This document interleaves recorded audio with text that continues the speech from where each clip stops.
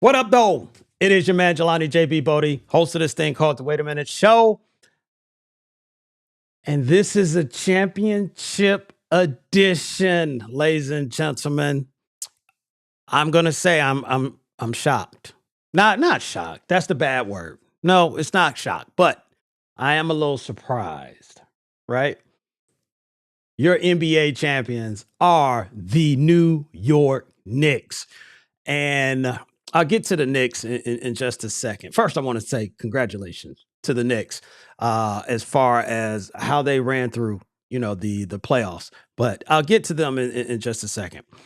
We're going to talk about the Spurs, or I'm going to talk about the Spurs. I'm going to talk about the Knicks, and kind of overall, what my thoughts, everything I processed, and what the future holds for both of these teams.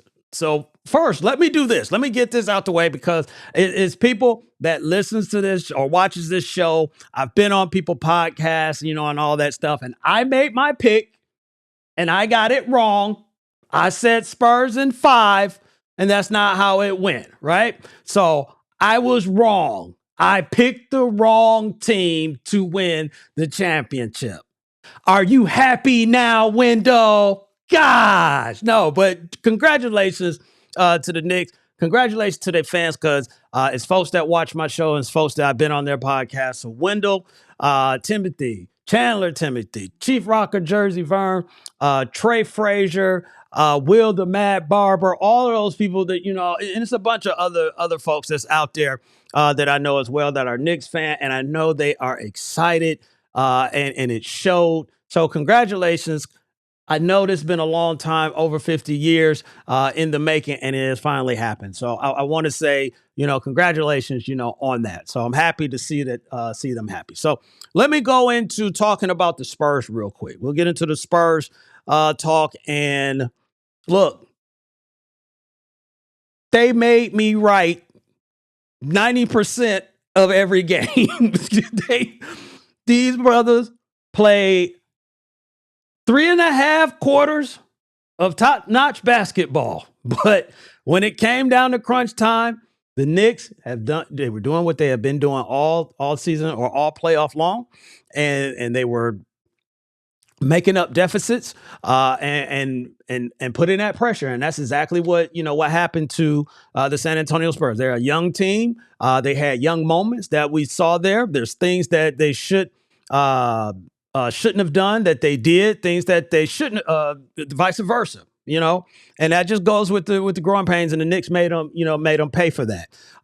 And I know people been going around and it's this thing that they're putting on, De'Aaron Fox and everything. And I get it. It's just like, all these things that transpired, but also they had some success as a team, and then they had some things that shouldn't have played out the way it did as a team as well. Well, we can't overlook Wembanyama missing, critical free throws at the end of games. We can't, overlook, silly fouls. We can't overlook, you got a very, very big lead, and you just continue to do the things that you thought was working and it stopped working, but you just continue. So there were some things on there. Wembanyama, he looked a little gassed out there. Strength wise, he's got to get in the gym. He's going to have to get in the gym because guys like Mitchell Robinson, even OG and some other guys, they were able to I won't say bully him or anything like that, but he really couldn't establish his position down in the paint like you would want him to. And that will come with time. He's still fairly young, and the Spurs still got, an opportunity, but this is something that's going to haunt them, going forward. That is just like, man, we let one, get away, or we let the Knicks take it. That's what the Knicks actually did. So let me talk about the Knicks. And I want to first start off with Jalen Brunson, right? And well, let me say this, because I know people are, saying, oh, you didn't pick the Knicks, you're a hater and all that stuff. No, if you've watched this podcast before, you have heard me tell you time and time again, and I'm going to say it again. The NBA and basketball is better when the New York Knicks are relevant. and you can't be more relevant than you are now as the NBA champions. So I want to start with Jalen Brunson, and kudos to him because this dude did things that other people wouldn't have done. He went to the Knicks at a time where there was no, they weren't what they were now. He has made them what they are now, and took a pay cut to get other guys there. He proved, that you can be a little. I don't want to call him short because he's not short, but not a big man or 6'7", 6'8", or anything like that, and still can affect the game and have a outcome like they did. And this dude, man, it's just like he wants it. He does everything the right way. So props to him. Props to Mike Brown. Mike Brown, because I was talking about this before, as far as like the Knicks making the move from Tibbs over to Mike Brown, and I was talking about maybe there was a few things that Tibbs, the small things that Tibbs was unwilling to do that Mike Brown would, and some of that we saw that playing more guys in the playoffs, right? And Mike Brown did that. But then also props to Mike Brown because he was in Sacramento. And if I remember correctly, he won Coach of the Year there. And then they just let him go. They just let him go. And he came over here to a team. I think it was the right match. So props to the Knicks organization for getting the right coach to come in and replace, Tibbs and try and, continue what Tibbs had started there.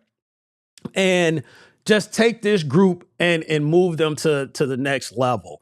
And this is something that Mike has been trying to get. Has been, elusive from him. So he finally got it as a coach. He got it, as an assistant, of course, but he got it as a coach. So I'm happy for that. I talked about some of the Knicks fans that I know. I am happy for the real Knicks fan because we know it's folks out there that's not real Knicks fan. They're just saying, hey, this is a perfect time, to get involved in all this stuff. So I am happy, for them. People were talking about other things. They were talking about this whole thing. One of them is Spike Lee, right?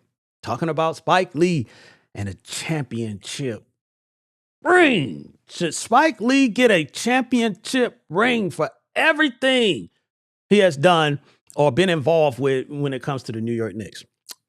Yes and no. Okay, so yes and no. Let me explain why I say yes and no.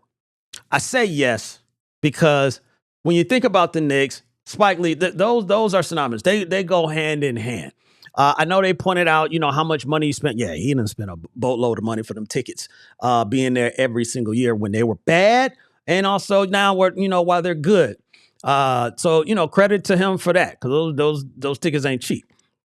But I say yes, he should get one, but no, as far as the type. He shouldn't get the same ring that the players get because he's still not a player. He still didn't put up any shots. He still didn't, rebound or anything like that. But his allegiance to that team, his belief in that team to continue to keep coming back time after time after time after time, I think that deserves a little something. So, yeah, get him a ring. It'll be an NBA fan championship ring or something like that. But don't give him the ring that you're giving to Cat and Jalen and all those boys. So yeah, yes and no, yes and no. What does the future hold for both of these teams? Right, Knicks are the champs. I'm sure they're talking about repeating. I know the fans are talking about repeating. The parade's not there yet. I'm sure they'll bring it up. But the last 8 years, we have not had a champ repeat, or not even in, maybe we skipped a year and we got back to next year and won it. So last 8 years, you've had a new champion every single year. So it's going to be tough, for the Knicks. I think, they're going to have to face some financial decisions pretty soon, for this team. But I say this to say that, or I say that to say this. Who cares? Who cares? You got the one that you have, been looking for, right? And whatever happens after that, hey, it happens. but you're going to be able to hold on to this. And I gotta assume, teams are gonna gear up, and now they're gonna, be going after the Knicks. But then you still got, teams that's out in the West that's gonna be gearing up as well. I assume that the Spurs is gonna be there. I assume that OKC is gonna be there, and you got a couple young teams that you probably can throw in the mix, that's out there. So I can the Knicks repeat? I'm not gonna say that right now. Let them enjoy it. Let them, celebrate this, and then worry about next year when next year come around. So speaking of next year, San Antonio Spurs. What is the San Antonio Spurs going to do? I think one thing that's going to happen. I think we all know that Dylan Harper is probably no, not a probably. He will be starting next year, and it will be. I was talking about financial decisions. I think there'll just be some decisions in general as far as like what the San Antonio Spurs is going to do. I talked about it earlier. Wemby get better, but they're all young, and I think that's really the biggest thing. Get better, work on your craft this off season. Whatever your weakness was, make it not a weakness. Or if you got three weaknesses, make sure you only got two weaknesses. Coming into the season, this experience is going to help out the San Antonio Spurs. It hurts. It's not the way that you want it, but if it had to go this way, it's better to feel and know, hey, we're gonna be around, for a second, and we're gonna be back at this. So hopefully nothing crazy, happens or anything like that. And we got them, OKC again, like I said, and some other teams that's gonna be in the West. Last thing I'll say, to get up out of here. The fans, right? I'm going back to the fans. I started with the fans. I'm going to end with the fans. I just hate to see, and it's not just Nick fans. It's just this is the one. This is the most current because I've seen this happen with other fan bases. As far as your team wins, and I just do not understand why the need to destroy property. Like you can celebrate without destroying property. That's all I'm saying. I'm not saying you can't be out in the streets. I'm not saying you can't be, all crowded around yelling and have fun. Your team put that together, and you should enjoy it. But you got folk stuff that you're just tearing up that it ain't got nothing to do with anything. So I need that, man. I wish we could get that, out of the mix.